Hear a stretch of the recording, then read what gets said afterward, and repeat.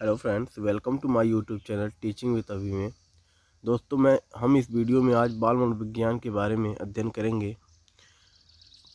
आइए देखते हैं। विषय के रूप में बाल मनोविज्ञान ज़्यादा पुराना नहीं है, क्योंकि इसकी जड़ें प्राचीन यूनान से नहीं शुरू होती हैं। जैसा कि आप लोग पिछली वीडियो में देख चुके हैं कि जो मनोविज्ञान था उसकी शुरुआत प्राचीन यूनान से मानी जाती है, और जो बाल मनोविज्ञान है उसके बहुत समय बाद आया। अब हम देखेंगे बाल मनोविज्ञान कहते किसे हैं। तो बाल मनोविज्ञान मनोविज्ञान की वह शाखा है जिसमें हम बालक के विकास एवं उसके व्यवहार का अध्ययन करते हैं, वो बाल मनोविज्ञान कहलाता है। आइए हम देखते हैं इसकी कुछ डेफिनेशन है कि बाल मनोविज्ञान की परिभाषाएं। पहला है क्रो एवं क्रो के अनुसार बाल मनोविज्ञान वह विज्ञान है जो व्यक्ति के विकास का गर्भावस्था से के प्रारंभ से किशोरावस्था के प्रारंभ तक करता है। यानी क्रो ने बताया कि जो बाल मनोविज्ञान है उसमें हम किसी व्यक्ति यानी किसी बालक के गर्भावस्था के प्रारंभ से और शैशवावस्था के प्रारंभ तक उसका अध्ययन करते हैं। अगली परिभाषा है जेम्स ड्रेवर की। उन्होंने कहा कि बाल मनोविज्ञान की वह शाखा है जो जन्म से परिपक्वता प्राप्त करने वाले व्यक्ति का अध्ययन करती है। यानी उन्होंने कहा कि बाल मनोविज्ञान वह विज्ञान है जो व्यक्ति के जन्म से परिपक्वता प्राप्त करने वाले व्यक्ति का अध्ययन करती है। तीसरा डेफिनेशन है हरलाक के अनुसार। हरलाक एक महिला मनोवैज्ञानिक है। उन्होंने कहा कि बाल मनोविज्ञान में मुख्यतः बालक की रुचियों, व्यवहार और लक्ष्यों आदि में होने वाले उन परिवर्तनों पर जोर दिया जाता है जो बालक में एक अवस्था से दूसरी अवस्था में जाने पर दिखाई देते हैं। यानी कि उन्होंने कहा कि जो बाल मनोविज्ञान में मुख्यतः बालक की रुचि, व्यवहार और लक्ष्य आदि में होने वाले उन परिवर्तनों पर जोर दिया जाता है जो में एक अवस्था से दूसरी अवस्था में जाने पर दिखाई देते हैं। अब हम जानेंगे आगे है मनोविज्ञान, बाल मनोविज्ञान का इतिहास। बाल मनोविज्ञान के इतिहास में सबसे पहला नाम जर्मन मनोवैज्ञानिक जॉन फ्रेडरिक पेस्टालॉजी का आता है, जिन्होंने दुनिया में सबसे पहली बार बच्चों के विकास पर मनोवैज्ञानिक अध्ययन किया। उन्होंने अपने ही 3.5 वर्ष के पुत्र पर अध्ययन किया, इसीलिए पेस्टालॉजी को बाल मनोविज्ञान का जनक कहा जाता है। इसीलिए जो पेस्टालॉजी है उन्हें फादर ऑफ चाइल्ड साइकोलॉजी कहा जाता है। दूसरा नाम अमेरिकन मनोवैज्ञानिक स्टेनले हॉल का आता है। किसका? स्टेनले हॉल का होगा, जिन्होंने अवस्थाओं पर गहराई से अध्ययन किया और साथ ही साथ किशोरावस्था पर एडोलेसेंस नामक उनकी एक पुस्तक थी जिसका नाम था एडोलेसेंस नामक पुस्तक लिखी और किशोर मनोविज्ञान के जनक बने।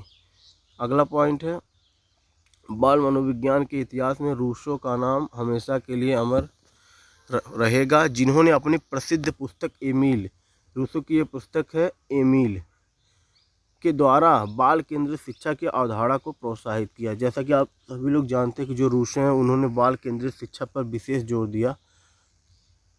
अगला पॉइंट है कि बाल विकास अध्ययन में मारिया मॉन्टेसरी के योगदान को भी नहीं भूला जा सकता, जिन्होंने छोटे बच्चों यानी जो बच्चे 3 से 7 वर्ष के हैं उनके लिए इंद्रिय आधारित शिक्षण विधि की शुरुआत की। यानी उन्होंने कहा कि जो बच्चे हैं वो स्वयं से सीखेंगे, अपने इंद्रियों द्वारा ज्ञान का निर्माण करेंगे।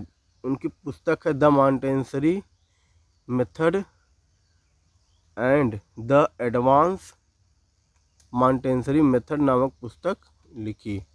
बाल मनोविज्ञान के इतिहास में फ्रोवेल का नाम भी महत्वपूर्ण है, जिन्होंने बालक के स्वाभाविक विकास पर अध्ययन करते हुए पूर्व प्राथमिक स्तर पर बालक की शिक्षा के लिए खेल विधि की शुरुआत की और किंडरगार्टन प्रणाली को जन्म दिया। यानी जो फ्रोवेल है वो किंडरगार्टन प्रणाली के जन्मदाता हैं। उन्होंने अपनी पुस्तक द पेडागॉगी ऑफ किंडरगार्टन में खेल विधि का भी जिक्र किया। तो उनकी जो पुस्तक है उसका नाम क्या है? The pedagogy of kindergarten. The pedagogy of kindergarten में उन्होंने अपने खेल विधि का भी जिक्र किया। अब बाल मनोविज्ञान के अध्ययन की विषय वस्तु। बाल मनोविज्ञान के अंतर्गत हम लोग पढ़ेंगे विकास एवं वृद्धि, अवस्थाएं, चिंतन, स्मृति और विस्मृति, अधिगम एवं अभिप्रेरणा, शिक्षा, पोषण, शिक्षण विधियाँ, उपलब्धि, और पढ़ेंगे संप्रत्यय निर्माण, संवेग, सामाजिक विकास, बुद्धि, व्यक्तित्व आदि। इन सब चैप्टर का अध्ययन करेंगे। अगला पॉइंट है आज बाल मनोविज्ञान बेहद लोकप्रिय विषय है और इसलिए क्रो एवं क्रो ने कहा कि 20वीं शताब्दी बालकों की शताब्दी है। 20वीं शताब्दी बालकों की शताब्दी है।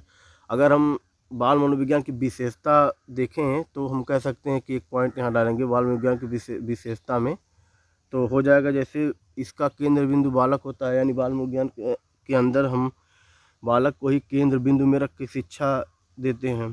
दूसरा पॉइंट है कि इसके अंतर्गत बालकों के व्यवहार का मनोवैज्ञानिक पद्धति से अध्ययन होता है।